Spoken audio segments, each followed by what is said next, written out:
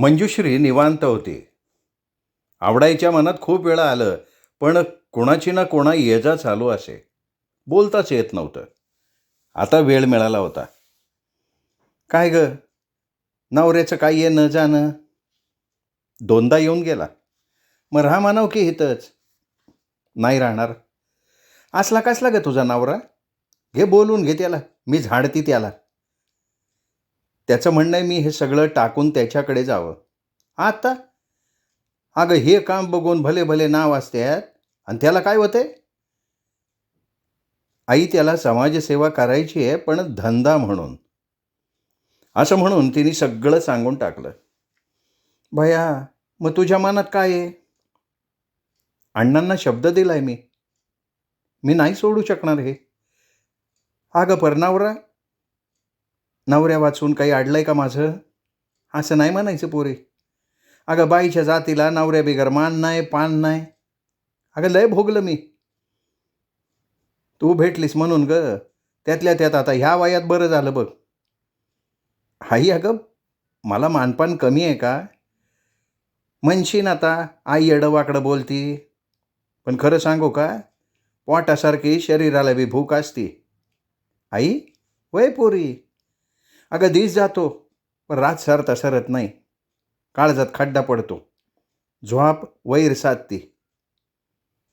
मंजुश्री काही बोलूच शकली नाही. "पोरी अगं वनवा लागतो काळजात." "पण आई माझ्यासमोर मार्ग नाही आहे." आवडाई थोडा वेळ गप्प झाली आणि मग म्हणाली, "त्यो डागदर कोणच्या जातीचा आहे गं?" मंजुश्री सावध झाली. "नाही म्हणलं पोरगं देखणं आहे, स्वभाव गोड आहे." "आई काय म्हणायचंय तुला?" "पोरी रोज बघती गं खड्डा पडतो बघ काळजात." "अगं जन्मानं नसन, पण आई आहे मी तुझी. तुझी तडफड दिसत नाही का मला?" "आई ह्यात तसं काही नाही आहे. मला नाही काही वाटत त्याचं. बाईचं दुःख बाईला कळतं. तू मोठी कमी गं." "पण आई आनंदबद्दल माझ्या मनात तसा कधी विचारच आला नाही. तू विचार करू बी न गं. आईचं काम असतं लेकराचा विचार करणं. माझं मी बघती." "अगं पण आई." आवडाय तोपर्यंत बाहेर निघूनही गेली होती. खरंच मंजुश्रीने आनंदबद्दल तसा कधी विचारसुद्धा केला नव्हता. डॉक्टर आनंद सुंदर होता, स्वभाव उत्तम होता, तरुण होता, वयात अडचण नव्हती. जे तिच्या मनात नव्हतं ते आवडायनं आणून दिलं. डॉक्टर आनंद समोर आला की त्याच्याकडे पाहण्याची नजर बदलली, निरीक्षण वाढलं. तो आसपास नसताना मनात विचार फुलायला लागले. मन त्याच्याभोवती पिंगा घालायला लागलं. कितीही झटकलं तरी मांजराच्या पिलासारखं मन त्याच्या अवतीभोवती म्याव म्याव करायला लागलं. एक दिवशी डॉक्टर आनंद समोर बसला. मंजुश्री केवढ्यानं तरी दचकली. आवडाई याला काही बोलली का काय? आणि बोलली असेल आणि हे त्याला आवडलं नसेल तर? हा डोक्यात राग घालेल, निघून जाईल, आश्रमात चर्चा होईल. माधुरी जयश्रीचा विश्वासच नाहीसा होईल. मॅडम मनात एक विचार आहे. मंजुश्री अजूनही सावरली नव्हती. मॅडम इथे आश्रमात 10-15 मुलांची काळजी घेणं आणि अध्यापन करणं मला योग्य वाटत नाही. मंजुश्रीच्या काळजात धडधड वाढली. माझी गरज त्याला बोलू न देता ती घाईत म्हणाली, "आई काही बोलली का तुला?" "आई? ती काय बोलणार मला?" आता आनंदच गोंधळला होता.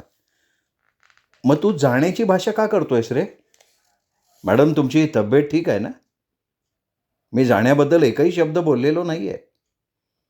मंजुश्रीने सुटकेचा सुस्कारा सोडला. "मॅडम मी माझ्या कामाची व्याप्ती जास्त वाढवायचा विचार करतोय. मला वाटतं वाड्या वस्तीवर जाऊन तिथल्या आदिवासींची वैद्यकीय तपासणी करावी, त्यांना माहिती द्यावी." "खरंच कल्पना चांगली आहे. त्याची गरजही आहे." "मग उद्यापासनं मी माझं काम सुरू करतो." "बरोबर कोणाला नेतोयस?" "हो बरोबर कोणाला नेता येणार आहे. इथे माणसं कमीच आहेत. मी एकटा जाऊन येतो." "डॉक्टर साहेब एकट्यानं जाण्यासारखी परिस्थिती नाही आहे. पण पर्यायही नाही आहे." "मी येते की बरोबर." "अहो तुम्ही येऊन कसं चालेल? इथले व्याप थोडे आहेत का? जवळच्या बाखडला जाऊन येतो मी. बाखड 20 किलोमीटर आहे. हा एक मुक्काम होईल. तू जाशील, मुक्काम करशील, ते ठीक आहे. पण तिथले कातकरी अंगाला हात तरी लावू देतील का? एक तर ते घरात सापडणार नाहीत. असलेच तर ते पळ काढतील. ठीक आहे, मग तुमच्या सवडीनं जाऊया. नाही नाही, आपण उद्या निघूया. मंजुश्री उतावळेपणानं बोलली आणि आपली चूक लक्षात आल्यावर ती समर्थन करायला लागली. तसं आता इथे फारसं काम नाहीच आहे मुळी. म्हात्रे वझे जबाबदारीने सगळं काही करतायत. डॉक्टर आनंदलाही हे माहिती होतं. जयवंत म्हात्रे आणि माधव वझेंनी शाळेसाठी वाहून घेतलं होतं. कसले कसले प्रयोग ते करत होते. मुलांना घेऊन ओढ्यावर जात, पक्ष्यांचे पंख, झाडाची पानं, फुलं गोळा करत, चित्र काढत, वस्तू तयार करत, बोलत मात्र इंग्रजीतनं. शाळेत गेल्यावर एकही शब्द मराठीत बोलायचा नाही असा दंडकच होता. खाणाखुणा आणि वस्तू दाखवून ते शिकवत. विशेष करून वर्गाबाहेरच त्यांची शाळा असे. डॉक्टर आनंद पहिल्यापासून इंग्रजी माध्यमात शिकलेला. 4 भिंती आणि CCTV अशा माध्यमांचा अध्ययनात उपयोग झालेला. त्यामुळे खरंच त्याचं लक्ष अध्यापनात लागत नव्हतं. अध्यापनाची पद्धती त्याला ज्ञात नव्हती. साहित्याचा वापर करता येत नव्हता. महत्त्वाचं म्हणजे त्या मुलांच्या वयाचं त्याला होता येत नव्हतं. वझे म्हात्रे मुलात लपाछपी, सूरपारंब्या, कबड्डी, क्रिकेट असे खेळ खेळत, नाचत, उड्या मारत आनंदला ते शक्य होत नव्हतं आणि त्यामुळे त्यांनी वाडी वस्तीवर जाण्याचा बेत आखलेला होता. निश्चित झालं, उद्या मंजुश्री आणि आनंद बाखडला जाणार. ही बातमी आवडायला समजली. तिचा जीव राहीना. ती डॉक्टर आनंदला एकटा गाठण्याचा प्रयत्न करत होती, पण तिला ती संधीच मिळत नव्हती. अंधार पडला, जेवणखाण झालं, आपापल्या रूममध्ये सगळे गेले आणि आवडाय डॉक्टर आनंदाच्या खोलीत शिरली. काय करणार, मन राहत नव्हतं. एक एक बकत होतं. पोरगं तरुण, कामाला लागलं, स्वतःच्या पायावर उभं राहिलं, आईबापाला काळजी. 2चे 4 झाले की मोकळं. डॉक्टर आनंद देखणा, लग्नाचं वय. कुणा मुलीचा बाप येडावला तर नवल नाही. आग्रह धरणार, विनवणी करणार आणि आनंदचे आईवडील हो म्हणून बसले तर चांगलं स्थळ हातचं जाईल. त्यात ही बाई भोळी, स्वतःहून काही करणार नाही, बोलणार नाही, लाजाळूचं झाड आहे, हात लावला तरी लाजणार आहे. अशा कामात असं चालतं का? अरे आवडाय, तुम्ही काय बरं नाही आहे का? मला मेलीला काय होतंय, ठणठणीत आहे मी. मग एवढ्या रात्री पोरीला मंजूला? मॅडमना काय होतंय? नाही नाही, घाबरू नका, तिला काय धाड नाही भरली. आवडाय बसली, काय बोलावं ते तिला सुचेना. कशी तरी बोलली. उद्या म्हण तुम्ही दोघं बाखडला जाताय. अहो, जपून जावा. काट्या कुट्यातनं हातपाय सांभाळून द्या माझ्या लेकीला. पोरगी पोटची नाही, पण रक्तमासाच्या पोरीसारखी मला कोणी नाही, तिला बी कोणी नाही. नवरा होता तिला, उलट्या काळजाचा निघाला. नावाला लगीन केलं, कोऱ्या पोरीला घरातनं बाहेर काढलं. हात लावलेलं नाही हो, गंगेसारखी पोर आहे माझी. डॉक्टर आनंदला हे सगळं सांगण्यामागचं कारणच कळेना. सोन्यासारखी आहे बघा माझी पोर, हात लावल त्याचं सोनं करते. आता हेच बघा की, कोण कुठला अण्णा त्याला सबूत दिला. राहिली असती का कुणी चुकाट्यात? आणि वागणं बघा, नजर अंगठ्याजवळ, पापणीवर नाही. आणि हिच्या वयाच्या पोरी काय आहे का हिच्याकडं वावगत असलं? डॉक्टर आनंद ऐकतच राहिला. काय म्हणते मी? इतके दिस तुम्ही हितय, वागली का तुमच्या संग काय वावग? सांगा की. नाही हो नाही. मग बघा, अशी बायको कोणाला न ग? खरं का खोटं? खरं. खरं ना? मग नीट पारख करा आणि घ्या पदरात. पदरात? बोलण्याची रीत आहे हो. मी पडली आई, आतडं तुटतं म्हणून अधिक बोलले. जाऊ का आता? आनंद काही बोलण्यापूर्वीच आवडाई उठली. उणं अधिक बोलले की काय या विचारानं आवडाई चिंतेत पडली. तर आवडाईला नेमकं काय म्हणायचं होतं या विचारात डॉक्टर आनंद पडला. प्रत्येक वाक्याचा किस काढत राहिला. नावाला लगीन केलं, कोरी पोरगी, हात नाही लावला, गंगेसारखी पोर, सोन्यासारखी पोर, हात लावील त्याचं सोनं करील, नजर अंगठ्याजवळ, पापणीवर नाही. अशी बायको कोणाला न ग, नीट पारख करा. आवडाईची एकूण एक वाक्य काळजावर कोरून ठेवलेलं होतं. प्रत्येक वाक्याचा अर्थ शोधायचा तो प्रयत्न करत होता. अर्थात अर्थ निघत होता, उमजत होता, तरी उलट तपास सुरू होता. उलट सुलट बाजू तपासून पाहिल्या जात होत्या. अचूक निदान होत नव्हतं. यापूर्वी लक्षणं जाणवली नव्हती. मंजुश्रीच्या डोळ्यात कधीही प्रेम दिसलं नव्हतं, हालचाल जाणवली नव्हती. आणि हे अचानक कसं काय? हे केवळ आवडाईच्या मनात आहे का मंजुश्रीच्या? अनेक प्रश्न. त्या प्रश्नांना तितकेच फुटवे, त्या फुटव्यांना तितकेच अंकुर. पण सर्व प्रश्नांची उत्तरं मात्र अज्ञानात. आणि ती उत्तरं शोधण्याचा रात्रभर प्रयत्न. येईल प्रचिती अशी मनाची समजूत, तरी मन वारं पेरलेलं, काही दिशांना हुंदडत राहिलेलं. या मनाचं एक बरं असतं, अडसर नसतो, वाहन नसतं, तिकीट नसतं, गतीची वेळेची मर्यादा नसते. कधीही केव्हाही हुंदडत राहतं. डॉक्टर आनंद, अहो डॉक्टर. बाहेरनं माधव वाझ्यांचा आवाज आला. आनंद उठला, दरवाजा उघडला. बाहेर नुकतंच उजाडलं होतं. काय वझे गुरुजी? सांबळ्या दिसला का कुठं? वझे गुरुजींच्या शब्दात काळजी होती. कुठे गेला सांबळ्या? वझे काळजीत पडले होते. अहो, त्याच्या खोलीत मी झोपलो होतो. उजाडलं म्हणून उठलो होतं. दरवाजा उघडा. मुलं मोजून पाहिली तर एक कमी. हा सांबळ्या कुठे गेला समजेना. मग शोधाशोध सुरू झाली.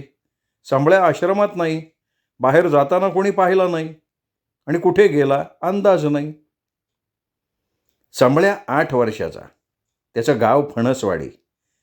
बाप घालवायला आला होता. 4 दिवस राहिलाही होता. मग बाप फणसवाडीला गेला होता. पण सांबळ्या आश्रमात समाधानी दिसत नव्हता. गप्प गप्प असायचा, कोपरा गाठून बसायचा. मुलात खेळायचा नाही, जेवायचा नाही. अनेक प्रश्न उभे राहिले. लघवीला लागलेली असावी, पोरगं बाहेर आलं असावं, रस्ता चुकला असेल, किंवा वाघरानं उचललं असेल. अस्वलांची संख्या जास्त, त्यांचंही काही सांगता येत नाही. दुपार झाली. आसपासचा परिसर पाहून झाला. हाका मारल्या. सांबळ्या नाही. सगळ्यांच्या तोंडचं पाणी पळालं. सगळे चिंतातूर. मी फणसवाडीला जाऊन येऊ का? पंढरीनं विचारलं. सर्वांची तोंडं चालू झाली. कल्पनेप्रमाणे जो तो बोलायला लागला. 8 वर्षांचं पोर फणसवाडीला जाईल कसं? 30 किलोमीटर अंतर. त्यातून रस्ता एकदाच पाहिलेला. आणि मुख्य म्हणजे अंधारात मूल जाईल कसं? त्यात फणसवाडीत त्याच्या आईवडिलांना समजलं की सांबळ्या नाही आहे, तर ते काय करतील? दगडानं ठेचतील, आक्रोश करतील. काय करावं काही कळेना. आश्रमाच्या भोवतीचा 5-10 किलोमीटरचा परिसर पिंजून काढला. जाळ्या धुंडाळल्या, ओढे नाले पाहिले.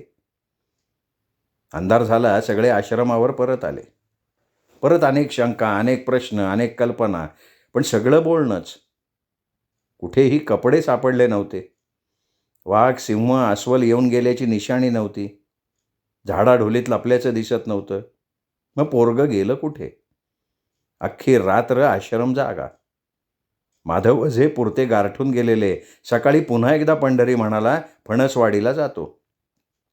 आता नकार कसा देणार? मंजुश्री फक्त म्हणाली, आदिवासी माणसं आहेत, बेतानं बोला हां. वेळ आली तर पळ काढा. आणि एकटा जाऊ नकोस. रामदास, तूही जा बरोबर. ते दोघं निघून गेले. इकडे आश्रमावर शोध चालूच होता. सगळे काळजीत होते. जंगलभर सगळे हुक्क्या मारत होते, हाका मारत होते. अंधार पडला. निराशा, भीती, काळजी. शाळा सुरू करणं सोपं, चालवणं अवघड. त्यात आश्रमशाळा चालवणं तर महाकठीण. अनेक घरची मुलं, संस्कार वेगळे, स्वभाव वेगळे. मध्यरात्रीच्या दरम्यान रामदास आणि पंढरी आले. पंढरीच्या खांद्यावर सांबळ्या होता.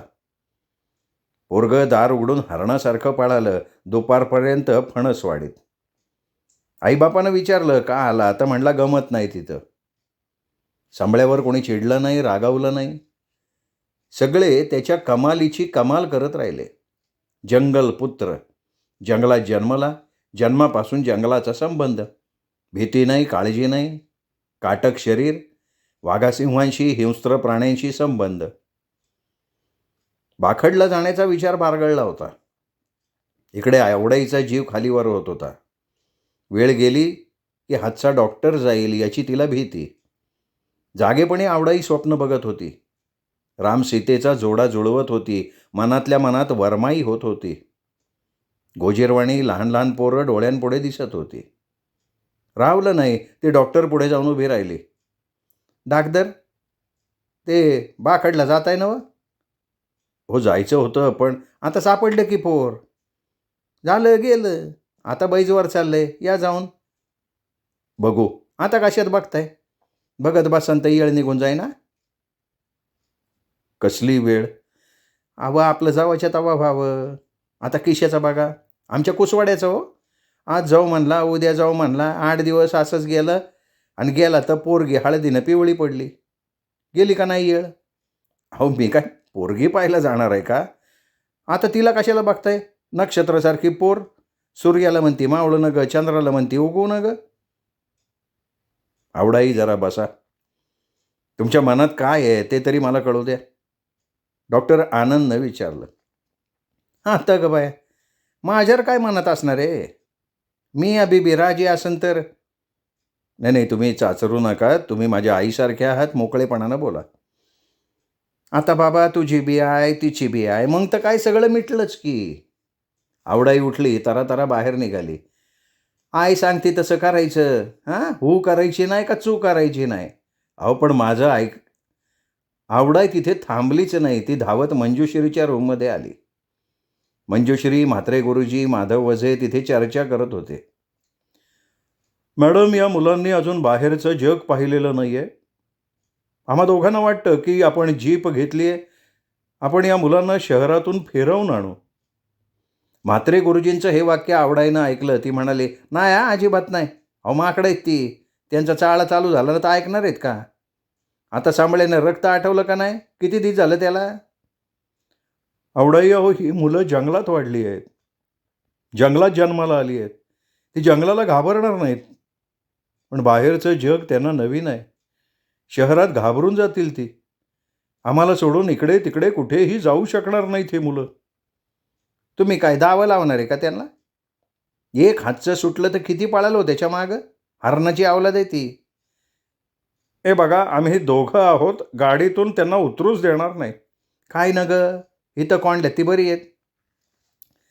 तुम्ही लक्षात घ्या आवडाई, शिक्षण 4 भिंतीत नाही होत. खरं शिक्षण 4ही भिंतींच्या बाहेर होत असतं. शहरातले रस्ते, घरं, बागा, बगीचे, मुलं, माणसं त्यांनी बघितली आणि शिक्षणामुळे हे असं होऊ शकतं हे त्यांना समजलं ना, तरी आपलं फार मोठं काम होईल.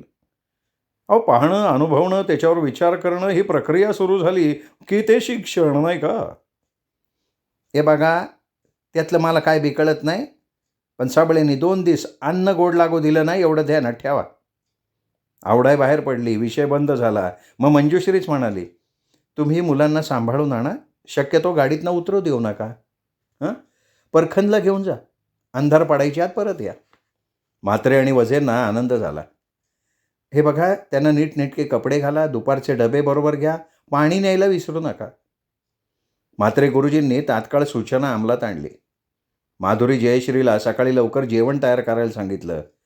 वझ्यांनी सगळ्या मुलांचे कपडे धुवून झटकून घड्या पडू नयेत म्हणून दोरीवर व्यवस्थित टाकून दिले. सहल म्हणजे काय हेच माहिती नव्हतं, त्यामुळे मुलांना काही फरक पडत नव्हता. जीप सकाळीच निघाली. आश्रम आणि नागरी वस्ती यांचा संपर्क नव्हता, त्यामुळे अनेक अडचणी निर्माण होत होत्या. पूर्वी ठीक होतं, पण शाळा सुरू झाली आणि अडचणींची तीव्रता जाणवायला लागली होती. मुलांना भाज्या हव्यात, आमटीत दररोज बदल हवा. हे जर पाळायचं असेल तर बाहेरच्या बाजारपेठेशी संपर्क हवा. धान्य आणणं, साहित्य आणणं, वर्तमानपत्र आणणं यासाठी प्रवासाचं साधन हवं आणि म्हणून त्यासाठी सर्वानुमते जीप घ्यायचं ठरलं. रस्ता कच्चाच होता, पण जीप जाण्यासारखा होता. रस्ता सगळ्यांच्या कष्टातून तयार झाला होता. जीप आली. म्हात्रे गुरुजींना ड्रायव्हिंग येत होतं. आज ते सगळं कामाला आलं. जीपचा वापर मुलांच्या सहलीनी सुरू झाला. जंगलानजीकची छोटी छोटी गावं लागली. मुलांनी डोळे मोठे केले. अंगभर कपडे घातलेली, सायकल, मोटारसायकल, गाडीतनं जाणारी माणसं, सगळी मुलं आपुलकीनं पाहत होती. त्यांच्या डोळ्यातला आनंद बघून दोन्ही शिक्षक सुखावले होते.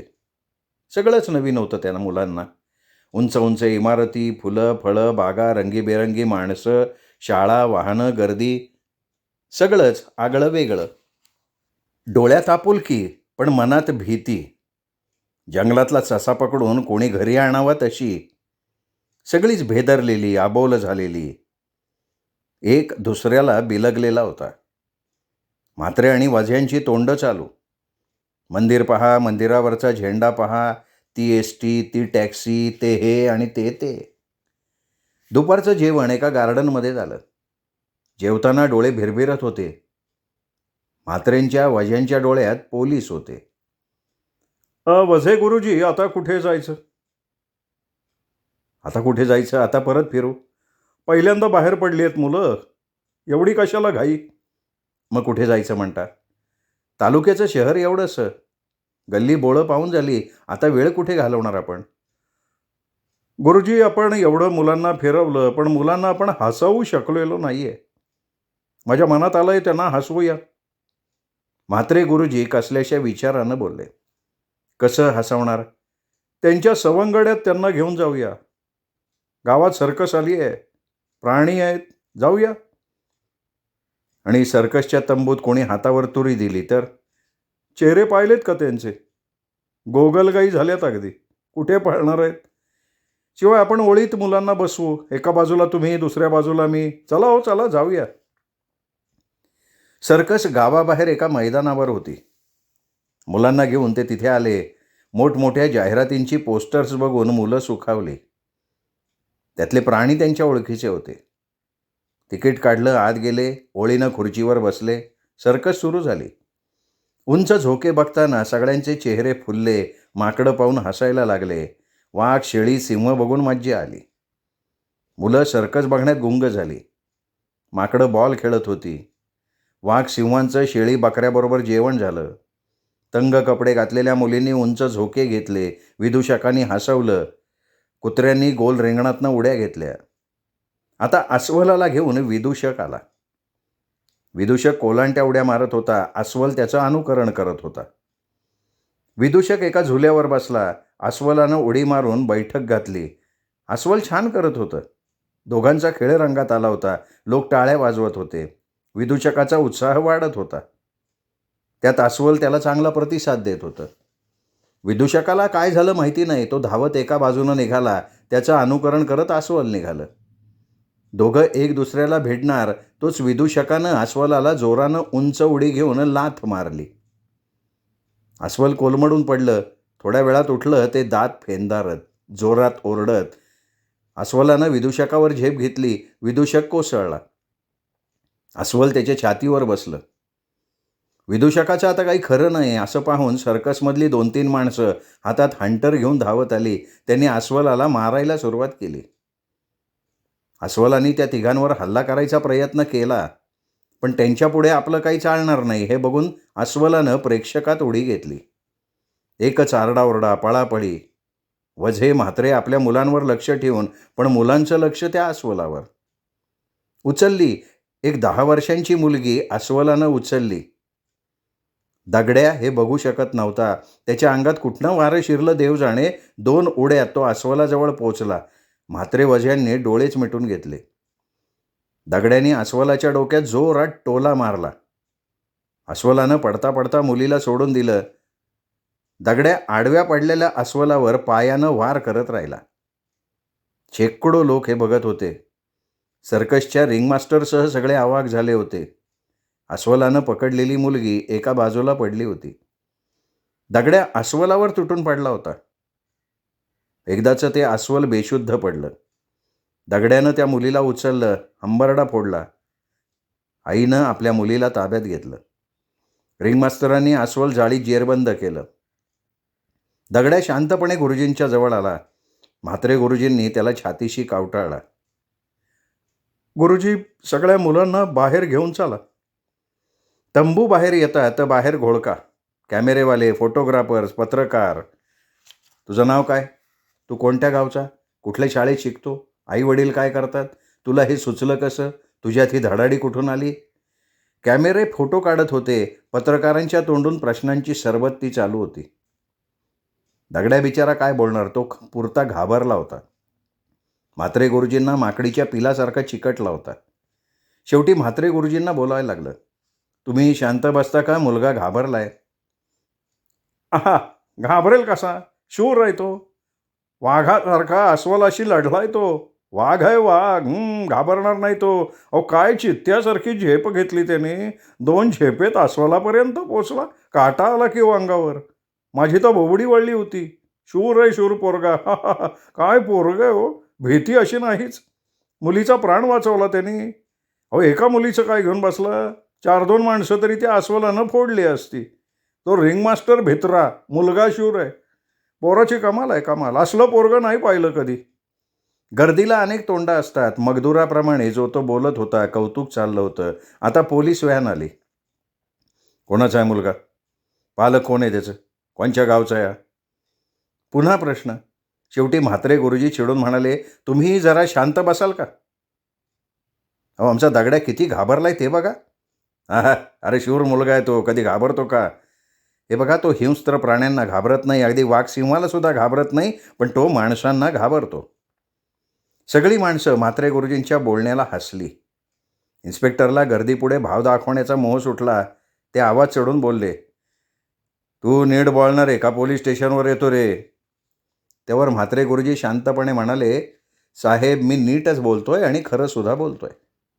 हा मुलगा आदिवासी आहे, गावच्या वस्तीत राहतो. गावची वस्ती आहे केवळ 17 जणांची. ती सगळी माणसं अर्धवस्त्रात असतात. तुमच्यासारखी एवढी माणसं, ही गर्दी तो पहिल्यांदा बघतोय. माणसांना घाबरलाय तो. सगळं माणसं हे ऐकलं आणि गप्प झाली. मी तुम्हाला विनंती करतो, या क्षणी तरी तुम्ही त्याला काहीही प्रश्न विचारू नका. आणि तुम्ही कितीही हट्ट धरला तरी तो काहीही सांगू शकणार नाही, कारण त्याच्या भाषेशिवाय त्याला इतर कुठलीही भाषा येत नाही. तुम्ही कोण त्याचे. मी शिक्षक, पालक दोन्हीही. तुम्हाला येतोय की मराठी. मला मराठी येतं, हिंदी येतं, इंग्रजी येतं, BA DED आहे मी. मग तुम्ही माहिती द्या प्लीज प्लीज. या क्षणी माझ्याबरोबर माझ्या शाळेतली मुलं आहे. पुन्हा काही घडलं तर मोठी पंचायत होईल. मुलं कुठं आहेत ती. ही काय इथे. म्हात्रे गुरुजींनी मुलं दाखवली. फोटोग्राफर आणि कॅमेरामनने आपापलं काम केलं. हे बघा गुरुजी, आम्ही फक्त तुमची 5 मिनटं घेतो. म्हात्रे गुरुजींचा नाईलाज झाला. मुलाचं नाव दगड्या धोंडू पिलाणी, गाव घोलवड, शाळा गोळवड आश्रम. मुलाला हे सुचलं कसं. अहो तो जन्मापासून जंगली प्राण्यांच्या सहवासात वाढला आहे, त्यांच्याशी खेळला आहे. मग तरीही त्यांनी अस्वलाला मारलं. चुकताय तुम्ही. अस्वल हा प्राणी तसा दगड्याचा मित्र. पण जेव्हा त्यांनी मुलीवर हल्ला केला तेव्हा त्यांनी अस्वलाला बेशुद्ध केलं, मारलेलं नाही त्यांनी. पण एवढं शौर्य त्याच्याकडनं आलं कुठून. दुर्गम भागातल्या निसर्गाने त्याला दिलाय. जंगली प्राणी हल्ला करतात, एरवी करत नाहीत.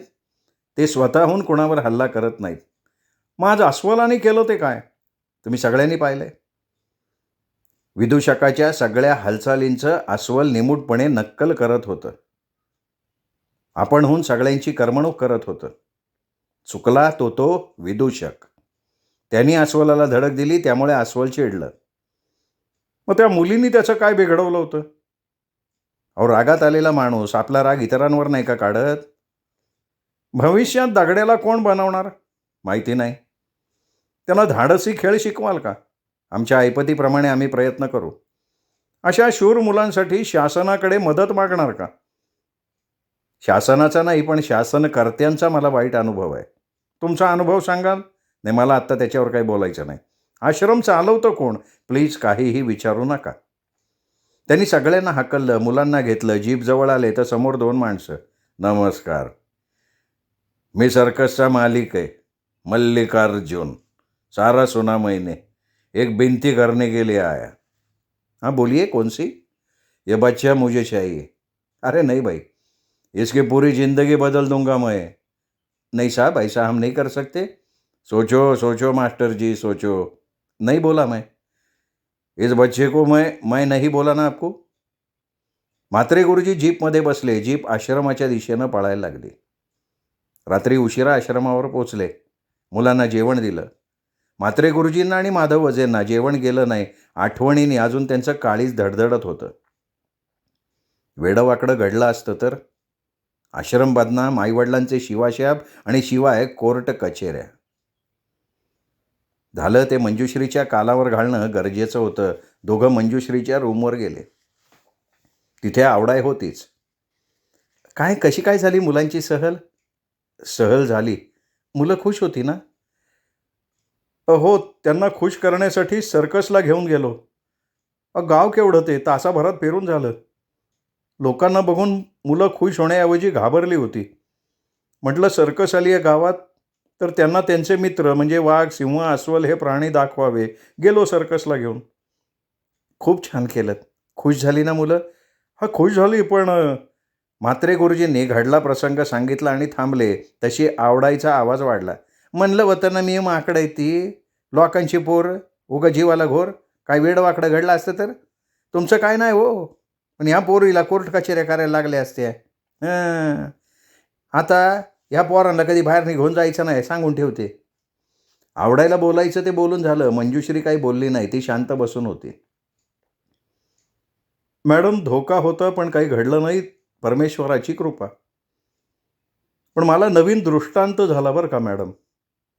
दगड्यांनी 25-30 फुटांचं अंतर केवळ एका जंपमध्ये पार पाडलं. काय चेंडूसारखा उंच उडाला मॅडम तो. मॅडम, या मुलांमध्ये गट्स आहेत. कदाचित हा ऑलिम्पिकचा उच्चांक सुद्धा असू शकतो. उंच उडी आणि लांब उडीत हा मुलगा पहिला येईल. आपण जर थोडं शास्त्रशुद्ध प्रशिक्षण दिलं तर हा मुलगा. पण असले धोके आपल्याला परवडणार नाहीत गुरुजी. नाही, मला वाटतं घ्यायला पाहिजे, कारण सर्कसवाल्यांनी सुद्धा त्याला मागणी घातली.